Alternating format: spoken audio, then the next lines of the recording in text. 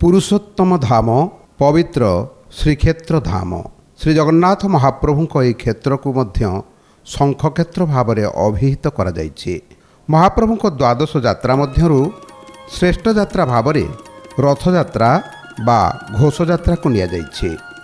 ଓଡ଼ିଶାର ପ୍ରତି ମଣିଷ ପାଇଁ ଏହି ଯାତ୍ରା ଏକ ସ୍ୱତନ୍ତ୍ର ପର୍ବ ଭାବରେ ଶ୍ରେଷ୍ଠତା ଲାଭ କରିଛି। ଆଷାଢ଼ ଶୁକ୍ଳ ଦ୍ୱିତୀୟା ତିଥିରେ ପାଳିତ ହେଉଥିବା ଏହି ଯାତ୍ରାକୁ ମଧ୍ୟ ମହାବେଦୀ ଯାତ୍ରା, ପତିତପାବନ ଯାତ୍ରା, ନବଦିନାତ୍ମକ ଯାତ୍ରା, ଦଶ ଅବତାର ଯାତ୍ରା, ଶ୍ରୀ ଗୁଣ୍ଡିଚା ମହୋତ୍ସବ, ଆଡ଼ପ ଯାତ୍ରା ଆଦି ନାମରେ ନାମିତ କରାଯାଇଛି। ରଥଯାତ୍ରାର ନାନା ପୌରାଣିକ ଐତିହାସିକ କାରଣ ଥିଲେ ମଧ୍ୟ ବିଶେଷ କରି ମୁଖ୍ୟ କାରଣଟି ଭକ୍ତମାନଙ୍କୁ ଆହ୍ଲାଦ ପ୍ରଦାନ ଓ ମୋକ୍ଷଦାନ ପାଇଁ ମହାପ୍ରଭୁଙ୍କର ଏହା ଦିବ୍ୟ ଲୀଳା ବୋଲି ଧରାଯାଏ। ସେଥିପାଇଁ ରଥଯାତ୍ରାକୁ ପତିତପାବନ ଯାତ୍ରା ଭାବରେ ଅନେକ ଦାବି କରନ୍ତି। ଏହା ଏକ ଧାର୍ମିକ ଯାତ୍ରା, ବିଶ୍ୱର ହିନ୍ଦୁ ଧର୍ମାବଲମ୍ବୀମାନଙ୍କ ପାଇଁ ଏକ ସ୍ମରଣୀୟ ଯାତ୍ରା।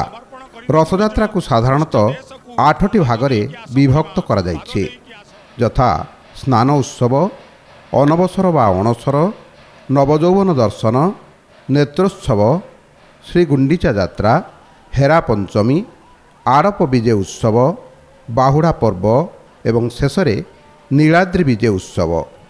ରଥ ଓ ରଥଯାତ୍ରା ସମ୍ପର୍କରେ ଋଗ୍ବେଦ, ଅଥର୍ବବେଦ, ଶତପଥ ବ୍ରାହ୍ମଣ, ଖ୍ରୀଷ୍ଟୀୟ ଦ୍ୱିତୀୟ ଶତାବ୍ଦୀର କେତେକ ଶିଳାଲେଖ, ପ୍ରାଚୀନ ଭାସ୍କର୍ଯ୍ୟରେ ଆଭାସ ମିଳିଛି।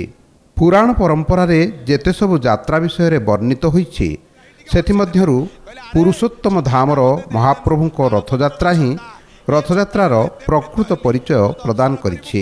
ଚୀନ ପରିବ୍ରାଜକ ଫାହିହାନଙ୍କର ଖ୍ରୀଷ୍ଟୀୟ ପଞ୍ଚମ ଶତାବ୍ଦୀର ବିବରଣୀ ମଧ୍ୟ ଶ୍ରୀ ଜଗନ୍ନାଥଙ୍କ ରଥଯାତ୍ରା ସମ୍ପର୍କରେ ତଥ୍ୟ ପ୍ରଦାନ କରୁଛି। ରଥଯାତ୍ରା ସମ୍ପର୍କରେ ବ୍ରହ୍ମପୁରାଣ, ନାରଦ ପୁରାଣ, ନୀଳାଦ୍ରି ମହୋଦୟ, କପିଳ ସଂହିତା, ଜଗନ୍ନାଥ ପୁରାଣ, ଯାତ୍ରା ଭାଗବତ, ପଦ୍ମ ପୁରାଣ, ଚୈତନ୍ୟ ଚରିତାମୃତ, ବାମଦେବ ସଂହିତା, ଶାରଦା ପୁରାଣ ଆଦିରେ ଉଲ୍ଲେଖ ରହିଛି। ସର୍ବଶେଷରେ ସ୍କନ୍ଦ ପୁରାଣର ପୁରୁଷୋତ୍ତମ ମାହାତ୍ମ୍ୟରେ ଶ୍ରୀ ଗୁଣ୍ଡିଚା ଯାତ୍ରା ବା ମହାବେଦୀ ମହୋତ୍ସବର ବର୍ଣ୍ଣନା ମହାପ୍ରଭୁଙ୍କ ରଥଯାତ୍ରାର ପ୍ରାଚୀନତା ଦାବି କରେ। ରାଜ ପରମ୍ପରା ମଣ୍ଡିତ ଏହି ଯାତ୍ରା ଦର୍ଶନରେ ଜୀବର ଶତକୋଟି ଜନ୍ମର ପାତକ ନାଶ ଯାଏ ବୋଲି ଶାସ୍ତ୍ର ମଧ୍ୟ କହିଛନ୍ତି।